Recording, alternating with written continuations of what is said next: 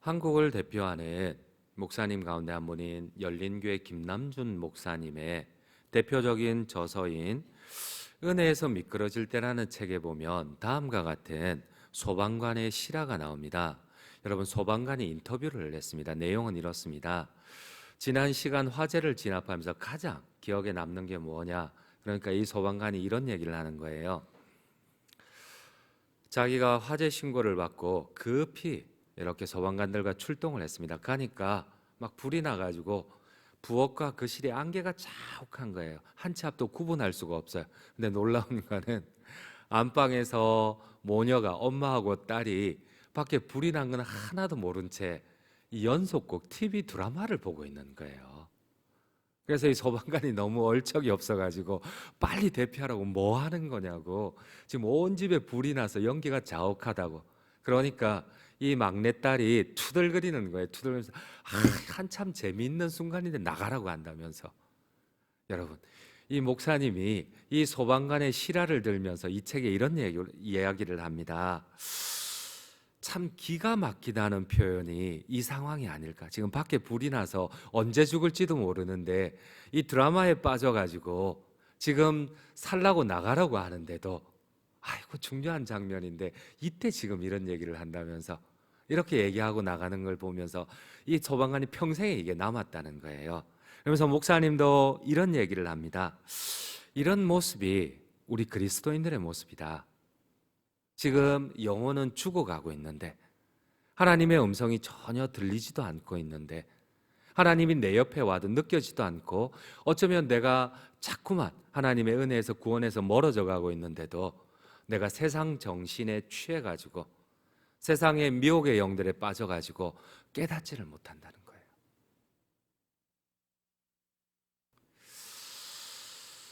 하나님께서는 오늘 이스라엘 백성들에게 전혀 어울리지도 않는 상황 가운데 하나님은 계속해서 다급하게 재촉을 합니다. 성전을 지으라는 겁니다. 여러분, 이스라엘 백성들은 이제 포로에서 귀환한 지 바로예요. 그들은 살 집이 없었어요. 예루살렘은 지금 70년, 80년 동안 포로로 끌려간 근 80여 년 동안 사람이 살지 않는 짐승이 다니는 이 모든 폐허가 된 도시였습니다. 근데 살 집이 없습니다. 모든 게 다 낡았고 허물어져 있습니다.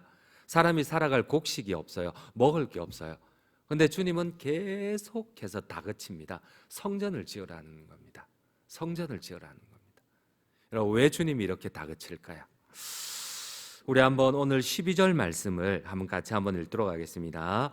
스알디엘의 아들 스룹바벨과 요사닥의 아들 대제사장 여호수아와 남은 모든 백성이 그들의 하나님 여호와의 목소리와 선지자 학기의 말을 들었으니 이는 그들의 하나님 여호와께서 그를 보내셨습니다. 백성이 다 여호와를 경외하며. 그렇습니다. 여기서 성전은 여러분, 우리가 생각하는 이런 건물이 아니에요.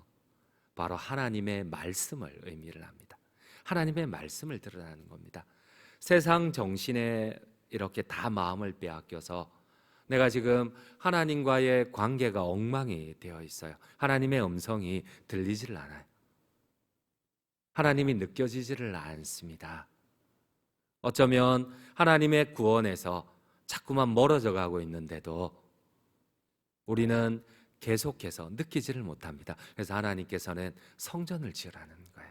바로 하나님의 말씀을 들으라는 거예요. 이 말씀을 통하여서 느껴지지 않는 하나님의 음성을 부셔져 버린 하나님의 관계를 회복하라는 겁니다. 여러분, 나는 예배 가운데 하나님의 임재를 느끼고 계십니까?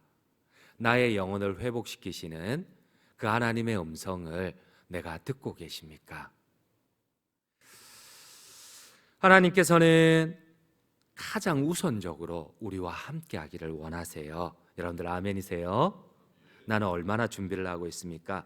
오늘 이 성전은 하나님의 음성이요, 하나님과의 관계요, 하나님과의 동행을 말씀을 합니다.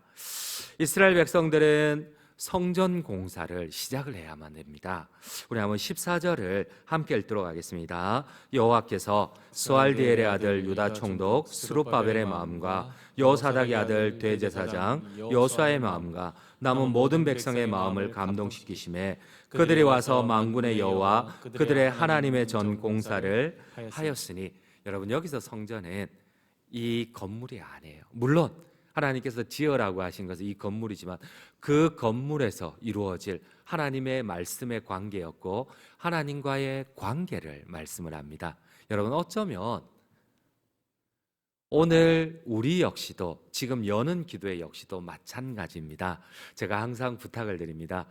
우리가 아무리 분주하더라도 한 달에 한 번만이라도 이 여는 기도회에 나오자. 이거를 구약 성경에 보면 월삭이라는 단어가 있습니다. 이거는 의무입니다.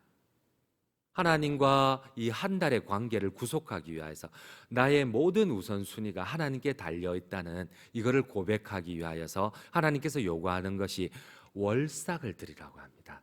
어쩌면 여는 기도의 의미는 이거입니다. 내가 나의 분주함에 빠져서 이렇게 살아갈 수 있지만 그대로 한 달에 한 번만이라도 하나님 앞에 나와서 나의 한 달의 생명은 하나님께 속하였음을 고백하는 것이 어쩌면 이 하나님과의 관계를 하나님의 말씀 앞에 순종하는 것이 어쩌면 여는 기도회가 아닌가 생각을 한번 해봅니다. 여러분 이스라엘 백성들은 성전 건축을 중단을 합니다. 그리고 이렇게 변명을 냅니다. 내가 살 집이 없는데 왜 성전이 우선이냐? 내가 먹고 살아야 될 거 아니냐? 내가 지금 노동을 하고 내가 지금 빵을 살 돈이 있어야 예배를 드릴 것 아니냐? 그렇습니다. 이스라엘 백성들은 이 길로 성전 건축을 중단을 해버립니다. 여러분 어쩌면 이 말이 맞는지도 모릅니다. 내가 살아갈 집이 없어요. 내가 취업을 해야 되는데 취업하고 난 다음에 예배가 중요하죠. 내가 당장 먹고 살아야 되는데 내가 직장이 없는데, 여러분 아마 포로 귀환한 사람들의 가장 큰 관심사는 고향에 정착하는 겁니다. 어쩌면 이들은 진짜 헌신된 자들이었어요. 대다수의 포로 백성들은 안 돌아왔어요. 우리는 착각하고 있는데 그 백성들은 바벨론에서 혹은 페르시아에서 그들은 나름대로 80여 년 동안 그들의 아버지 세대는 다 죽고 그들의 자녀들과 손자들이 살아갑니다. 이 3대째 그들은 이제는 그곳에서 말도 이제는 히브리어를 잘 사용하지도 못합니다. 그들은 어느 정도 집도 그곳에서 사고 그곳에서 직장도 가지고 어쩌면 현지 여자들하고 결혼도 많이 했었어요. 그러다 보니까 이 사람들이 굳이 수역 말리 지금 있는 이 이란 땅에서 이 시리아 땅에서 그 사람들이 왜 예루살렘으로 돌아올 이유가 없어요. 그래서 여러분들 역사의 기록에 의하면 이 사람들은 거의 10분의 7, 8이 안 돌아왔습니다. 겨우 10분의 1, 2밖에 안 돌아왔어요. 이 사람들은 대단한 사람들입니다. 거기에 있는 자기의 직장을 다 버리고 집을 지금까지 일구었던 모든 것들을 다 버리고 돌아온 사람들, 정말 대단한 사람들입니다. 그들에게는 어쩌면 고향에 정착하는 일이 우선입니다. 집이 있어야 하고 직장이 있어야 하고 일구어야 할 땅이 있어야 됩니다. 그러나 하나님의 생각은 다르십니다. 하나님의 방법은 다르십니다. 그래도 성전을 건축하는 게 먼저라고 합니다. 하나님의 말씀이 먼저요, 하나님과의 관계가 먼저라고 합니다. 당장 이것이 현실적으로 우리하고 맞지 않습니다. 근데 하나님께서 한 가지 비밀을 우리에게 약속을 하십니다. 우리 한번 오늘 본문이 속한 6절을 한번 같이 한번 읽도록 하겠습니다. 6절입니다. 너희가 많이 뿌릴지라도 수확이 적으며 먹을지라도 배부르지 못하며 마실지라도 흡족하지 못하며 입어도 따뜻하지 못하며 일꾼이 싹쓸 받아도 그것을 구멍 뚫어진 전대에 넣음이 되느니라. 여러분 하나님의 약속이 무엇입니까?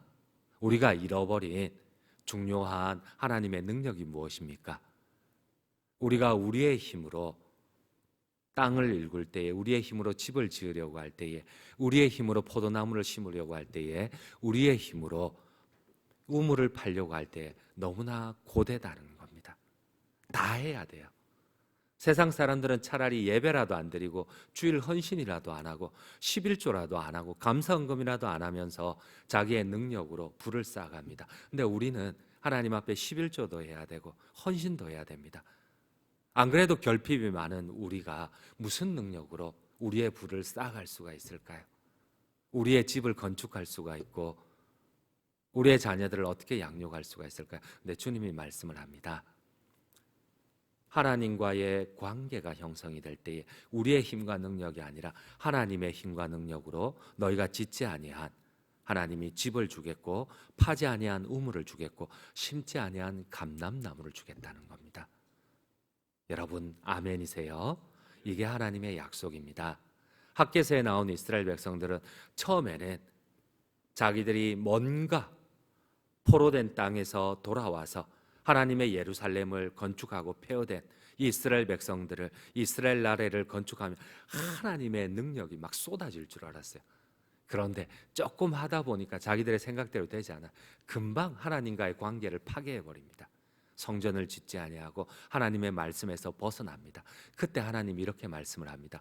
왜 너희가 열심히 일했는데 너희 전대가 구멍 떨어진 것처럼 자꾸 빠져나가고, 왜 너희가 수고하고 개간했는데 하늘에서 이슬이 떨어지지 아니하고, 너희가 놀랄 정도로 열심히 했는데 왜 약속한 하나님의 축복이 너희 가운데 임하지 않았느냐? 바로 하나님과의 관계가 무너져 버렸다는 겁니다. 여러분 이 새벽에 다시 한번 우리가 당장 현실은 괴롭고 고통스럽지만 울며 씨를 뿌리지 않겠습니까? 울며 말씀의 씨를 뿌리고 울며 예배의 씨를 뿌리고 울며 비록 원치 않는 이 현실 가운데서도 끝까지 하나님의 약속을 붙잡고 나아갈 때에 우리가 산으로 올라가서, 하나님은 지금 집도 없는데 하나님은 산으로 올라가서 나무를 캐다가 성전을 지으라고 하십니다. 우리 한번 8절 말씀, 오늘 본문의 첫 절을 한번 읽어보도록 하겠습니다. 너희는 산에 올라가서 나무를 가져다가 성전을 건축하라. 그리하면 내가 그것으로 말미암아 기뻐하고 또 영광을 얻으리라. 여호와가 말하였느니라. 그렇습니다. 그러므로 우리가 울며 씨를 뿌리며 산에 올라가기를 원합니다. 그래야 할 때에 우선순위를 정하고 하나님과의 관계를 처음으로 할 때에 우리의 수고한 대로 하나님이 축복해 주실 뿐만 아니라 수고하지 아니하였지만은 하나님의 약속된 그 모든 은혜와 능력들이 우리 모든 장전중앙 성도님들과 함께 하시기를 간절히 주님의 이름으로 축원드립니다.